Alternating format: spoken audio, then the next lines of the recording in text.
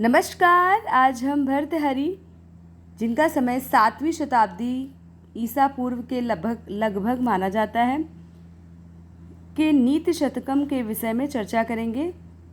सबसे पहले भर्तृहरि के संबंध में संक्षिप्त रूप से जानने का प्रयत्न करेंगे, जो कि संस्कृत के महान कवियों में से हैं। तो चलिए शुरू करते हैं। संस्कृत के महान कवियों में भर्तृहरि का प्रमुख स्थान है। संस्कृत साहित्य जगत में एक महान नीतिकार के रूप में प्रसिद्ध हैं। कौन प्रसिद्ध है? भर्तृहरि। इनके शतक त्रय के अंतर्गत नीति शतक, श्रृंगार शतक, वैराग्य शतक ये ग्रंथ आते हैं। नीति शतक, श्रृंगार शतक, वैराग्य शतक की उपदेशात्मक कहानियाँ भारतीय जनमानस को विशेष रूप से प्रभावित करती हैं। प्रत्येक शतक में 100 श्लोक हैं। बाद में इन्होंने गुरु गोरखनाथ के शिष्य बनकर वैराग्य धारण कर लिया था। इसलिए इनका एक लोक प्रचलित नाम बाबा भर्तृहरि भी है। यानी बाबा भर्तृहरि के नाम से कौन प्रसिद्ध है? भर्तृहरि। भर्तृहरि के जीवन काल के विषय में अनेक मतभेद हैं। इनकी जीवनी विविधताओं से भरी है। राजा भर्तृहरि ने भी अपनी काव्य रचनाओं में कहीं भी अपने समय को व्यक्त नहीं किया। अतएव दंत कथाओं, लोक कथाओं तथा अन्य ग्रंथों के आधार पर इनका जो जीवन चरित्र प्राप्त है, उसमें परंपरानुसार भर्तृहरि विक्रम संवत के प्रवर्तक के अग्रणी माने जाते हैं। विक्रमी संवत ईसवी सन से 56 वर्ष पूर्व प्रारंभ होता है, जो विक्रमादित्य के प्रौढ़ावस्था का समय रहा होगा। भर्तृहरि विक्रमादित्य के अग्रज थे, अतः इनका समय और पहले का रहा होगा। पंचतंत्र में अनेक ग्रंथों के पद्यों का संकलन है। संभवतः पंचतंत्र में इसे नीति शतक से ग्रहण किया गया होगा। फारसी ग्रंथ 579 ईस्वी से 581 ईस्वी के एक फारसी शासक निर्मित हुआ था। इसलिए राजा भर्तृहरि अनुमानतः 550 ईस्वी से पूर्व लोगों के बीच आए थे। भर्तृहरि उज्जैनी के राजा थे। यह विक्रमादित्य उपाधि धारण करने वाले चंद्रगुप्त द्वितीय के बड़े भाई थे। इनके पिता का नाम चंद्रसेन था और इनकी पत्नी का नाम पिंगला था, जिसे वह अत्यधिक प्रेम किया करते थे। कवि भर्तृहरि ने अत्यंत ही सुंदर और रसपूर्ण भाषा में नीति, वैराग्य तथा श्रृंगार जैसे विषयों पर शतक काव्य लिखे हैं। इस शतक त्रय के अतिरिक्त वाक्यपदीय नामक एक उच्च श्रेणी का व्याकरण ग्रंथ भी इनके नाम से विशेष प्रसिद्ध है।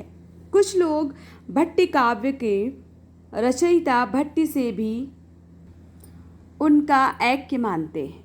ऐसा कहा जाता है कि नाथपंथ के वैराग्य नामक उपपंथ के यही प्रवर्तक थे।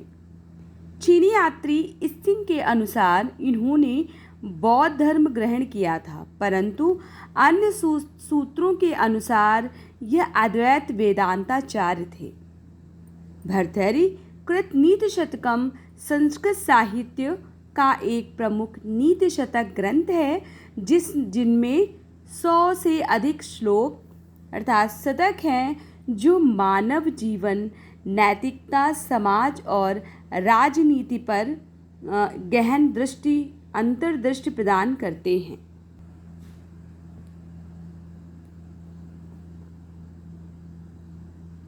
प्रस्तुत अर्थात उपयुक्त ग्रंथ में नीति, मूर्खता, विद्वता, मान, मर्यादा और सज्जनता जैसे विषयों को सरल और प्रभावी तरीके से व्यक्त किया गया है, अर्थात प्रस्तुत किया गया है।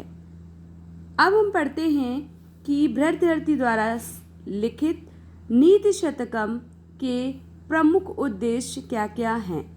तो उन नीति शतक के उद्देश्य के विषय में जानने का प्रयत्न करेंगे। नीति शतकम नामक कृति का मुख्य उद्देश्य सामाजिक सांस्कृतिक कमियों को दूर करना और नीतिपूर्ण जीवन जीने के लिए मार्गदर्शित करना है। विषय वस्तु के आधार पर अगर हम बात करें तो तब इसमें मूर्ख पद्धति, विद्वत पद्धति, मान, शौर्य पद्धति, अर्थ पद्धति, सुजन पद्धति और सत्संगति जैसे विभिन्न विषय हैं। अब हम नीति शतक की प्रमुख विशेषताएं जो कि संक्षिप्त रूप से हैं उन्हें समझने का प्रयत्न करेंगे। सबसे पहली विशेषता नीति शतक की यह है कि मूर्खों से कभी भी विवाद नहीं करना चाहिए। भर्तृहरि कहते हैं कि जो मूर्ख लोग होते हैं उनसे हमें कभी भी विवाद अर्थात वाद विवाद नहीं करना चाहिए, क्योंकि वे अज्ञानता के अंधे होते हैं, अर्थात उनमें इतनी अज्ञानता होती है, वो अज्ञान के अहंकार से इतना परिपूर्ण होते हैं कि वो कभी भी आपकी बात को नहीं समझेंगे।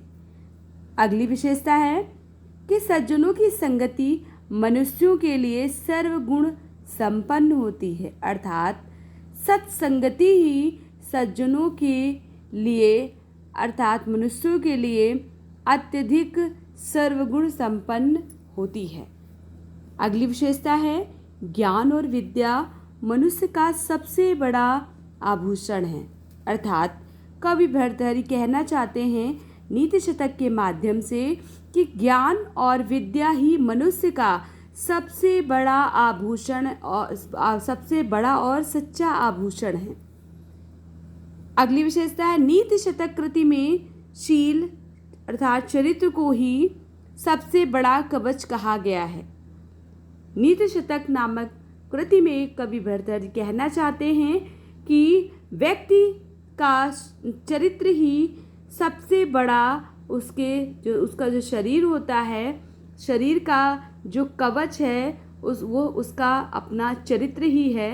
तो चरित्र को भर्तृहरि जी ने शरीर का सबसे बड़ा कवच कहा है। आज के लिए इतना ही, मिलते हैं अगले वीडियो में। आपका बहुत बहुत धन्यवाद। सभी हमारे प्रिय छात्र एवं छात्राएं जिनका 6 सेमेस्टर हिंदी द्वितीय प्रश्न पत्र है, वे सभी इसे अपनी कॉपी में नोट कर लें। मिलते हैं अगले वीडियो में और एक नए वीडियो के साथ। धन्यवाद। आज के लिए इतना ही। शुभ रात्रि। जय हिंद।